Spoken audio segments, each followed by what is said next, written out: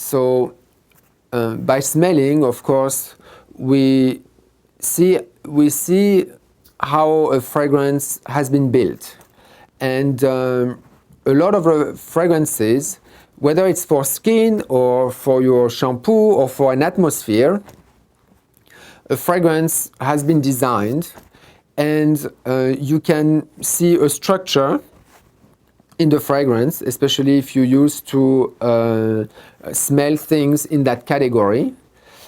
Some structures are very interesting. Some structures repeat over and over again. So for me, it is a quality criteria when someone all of a sudden invents a new structure that becomes something very interesting. When I smell something and I say, oh, but this I've seen that so many times, I say, okay, there's really nothing special about it. Sometimes I see something very direct, like a rose or like a banana or whatever, but it's nicely made and pleasant, and that's always very interesting.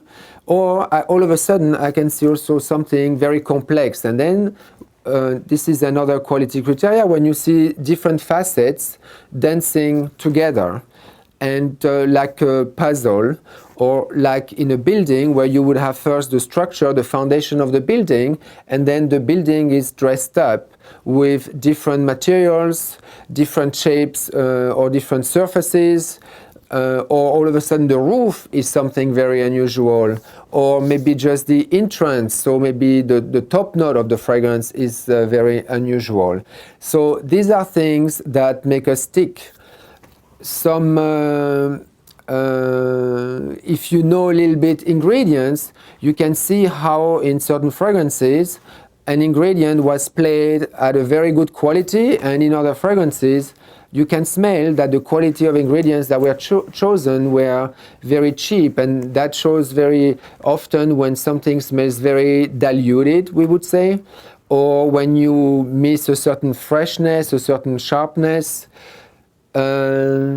These are also important quality criteria. Then there is the know-how of the perfumer to make something hold on its leg. And so for skin, for instance, it's a fragrance that would last long enough.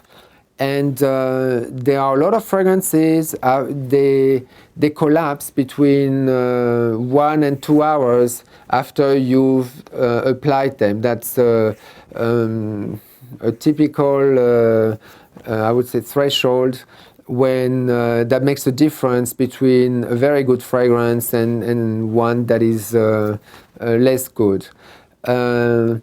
Now, to see all this, whether it's the originality of a structure, whether it's the quality of the ingredient, of course you have to have a certain background, even as a consumer, to know what exists already, and to be able to make a difference, just like you make a difference between different coffees, different wines, or different other kinds of foods. And so you have to compare a lot, and you will start seeing how certain things smell very boring, repetitive, certain things smell very diluted, and certain things smell very, I would say, interesting.